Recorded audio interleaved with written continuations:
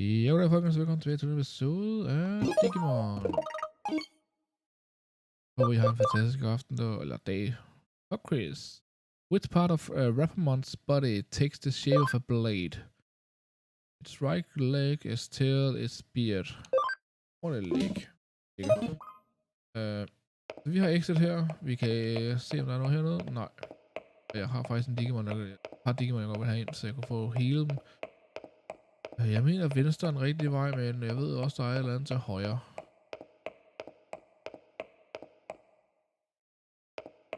Nå, det er på den anden side, bare. Dang it. Men ja, vi fortsætter. Vi fandt den her tunnel her i sidste episode.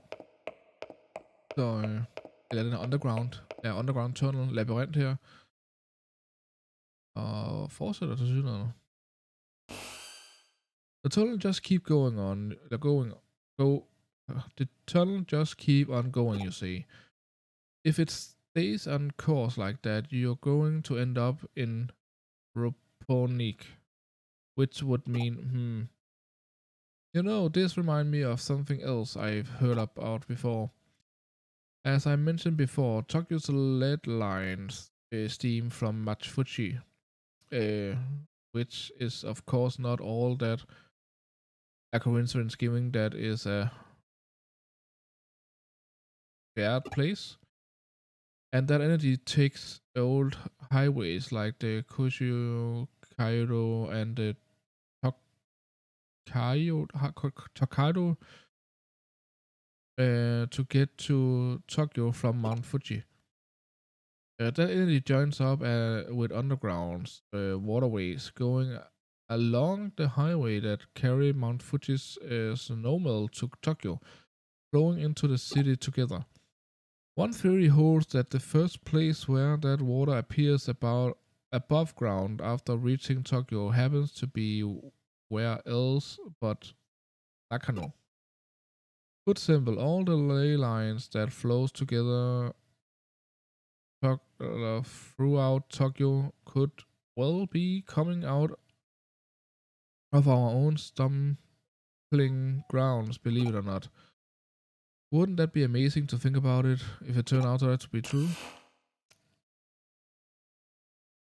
Og så gik den selv videre, den der. Stop right there, don't get any further. You're standing in the border of a money central. Go any further and you will be in the central government territory. That's a high we best not poke. Så det vil sige, at vi er gået hele vejen igennem, og så er vi nu endt op her ved midt i det hele, hvor vi risikerer at være i government territorium.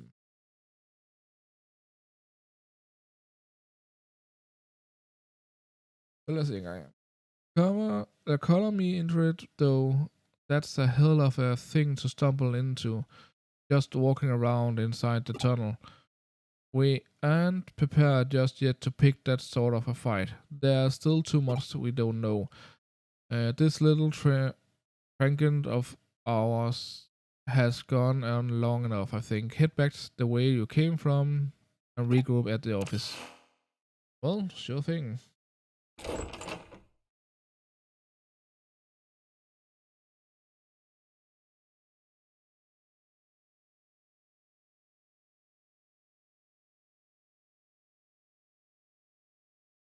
Though it's not as strong as we are used to. That tunnel is cursing as Digishift. We should probably keep it locked off like before, after all. I have no idea how I'm going to explain all that to our client. No matter how you spin it, it will probably all be a lot to take in. I wouldn't be surprised if we I wouldn't be surprised if we come away looking even sketchier than we already do. Let's just let Detective Matayoshi deal with it. Some jobs are just best left to others. You're curious what exactly was actually beyond where you stopped. That marks 2 of us, believe me. Actually, while you were on your way back, I decided to look into it a little bit. Apparently, what you found was Kamasirio's research lab, of all of things. Hold on. Oh, don't be defenses. I told you the area is under the jurisdiction of the central government. That's not the sort of place you wander into for fun. If for nothing else, it indicates that Kamasirios and the government has tight relationship. That was we previously suspected. Going after Kamasirio could well mean that we also be ruffling the government's feathers. That's why we can't be hasty right now. We will do what we can to prepare and cross that bridge when we come to it. This is just a guess on my end, but I'm imagining it. But I'm imagining? Hvorfor kan jeg ikke sige nogen ord i dag? It was Kamasuro that changed the password on the door and rendered it impossible to get open. They probably weren't counting on us being able to actually break in and snoop around, knowing that it could well serve as our ace in hole later when the time comes. When the time does come to confront them, hopefully unanswered. But again, let's not worry about hazing out the details until we have to, and just be grateful we have that up in our sleeves if it need to be. On that note, I realized this case is technically closed, but what do you say about heading over to Rob Hongni for me one more time?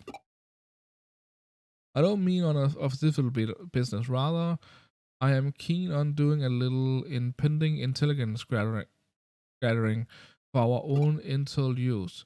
Surely you're interested in knowing why Kamasirios was built, at least has built a research lab underneath the Metropolis office too, right? So how about you just walk on there the front through the front door there and see what you will find. Sounds good? Your thing? The other thing was sure shoot the answer was still. Fair enough. Jeg kommer tilbage lige lidt, folk. Okay, folkens, så er jeg tilbage. Lad os komme videre. Jeg går lige herinde i gang først. Lige bare give min lidt mere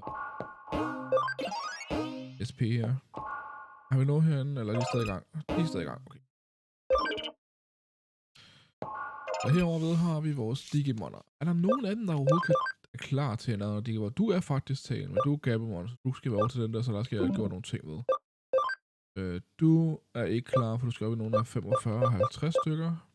Jeg kan godt finde på lige snart, han kommer op i 55. Lad os snart komme op i 45, og så tage ham der. Og vi er jo halvvejs der, eller næsten deroppe, ikke også? Det var også tænkt, at det ville være ham der, eller ham dernede, jeg godt vil have fat i, men nok primært ham der, for det er ham, der kører, men Ikakumon kører til den der, vil jeg mærke. Men det ville være nemmere for ham deroppe. Dog er hans API ikke høj nok, så det vil sige, at jeg skal have opgraderet ham. Og ja, her der skal vi sådan set ned på den der. Det kræver, at vi har en større API også. Og nederen. Og nej vil være den der. Igen også kræver en større API. Så vil faktisk sige, at ingen af mine Digimoner kan blive til det, de gerne skal være. Så vi er faktisk nødt til at de-digivolde dem. Jeg er faktisk nødt til at gå herover ved, for at få dem nedad. For at få deres API opad. Enten det, eller også vi er nødt til at gøre et eller andet herover ved dem her, vi har herover ved, og få dem op at køre. Hans, det var bare et level. Men hans API er på 6, hvilket ikke er særlig høj. Derimod har vi Koromon hernede. Hans API er på 14, og kan godt blive højere. Så det vil være en god idé måske at gå efter ham, og få ham til at blive trænet op og ned. Jeg har lige lidt mad til ham her. Så det giver ham 5% af det der karm-halløj der. Patamon her er også rimelig godt med deroppe af. Problemet med det her også er, at det tager tid. Det kræver, at vi grinder noget og sådan nogle ting der, for at komme videre på det punkt der. Men vi er ikke rigtig nået til et godt grinding-punkt, vil jeg sige nu. Fordi alle de ting, vi kan grinde ved lige nu, er primært kun små Digimoner. Det er ikke rigtig nogen af de store af dem, som du kan gøre så meget. Dog kan underground måske være en idé, måske at prøve på noget på, men det må vi se på her på et tidspunkt. Oh, are you here for the tour of the lobby? Please come inside. You must be confused. Let me explain. Construction of this metropolitan office isn't entirely completed as of yet. Well, it was at one point, that is, until a major firm came in and it was decided the upper floor Mayoralty addition constructed. As such, while there's going on, the lobby here remained free and open to the public to visit. Okay. Did you make it inside the metropolitan office? Alright, I get you. So they are alright with you hanging around the lobby. Well, that makes our work a little easier. Then go on in. All you need at this point is the terminal somewhere, so you can infiltrate their system. A piece of cake at this stage, I will say. So once you find a terminal, just slip on in and work your magic like they always. Wish I was there to see it myself. Seems like quite the sight. It reminded me of the Tower of Bible in a way. Guess I'm starting to rambling again. Though, don't worry about me. Feel free to get back to work now. Okay.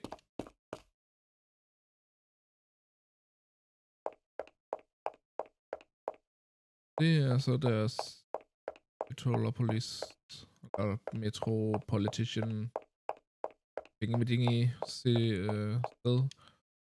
There's a small digger shift here that happens here. Is something wrong out there? Oh, you found a terminal that's digger shifting a little.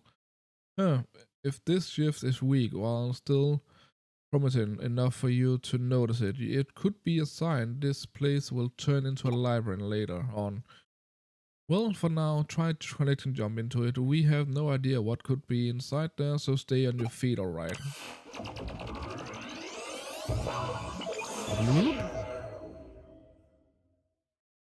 Okay, hvor meget vi når at gøre herinde ved, er jeg ikke sådan helt sikker på, fordi det er ved at være lidt tidspresset på de der 15 minutter. Men det vil jeg godt sted. Lige pt. at gøre det. For det her, det er rookie Digimon, og det er ikke training Digimon, så det kunne faktisk give noget, det her.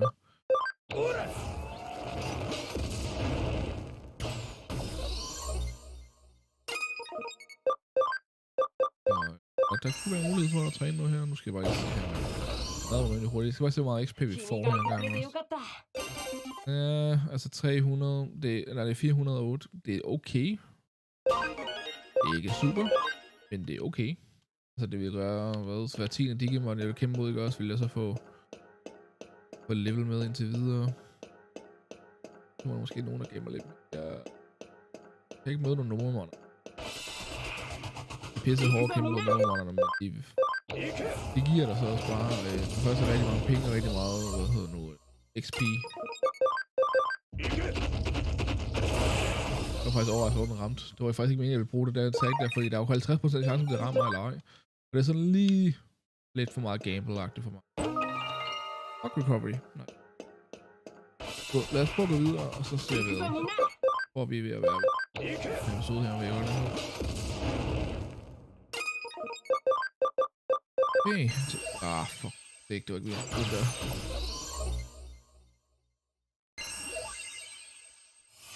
Instrumenterne sådan angriber begge to. Destruction Cannon, vil du give dem halvvejs. Du rammer heller ikke samtidig.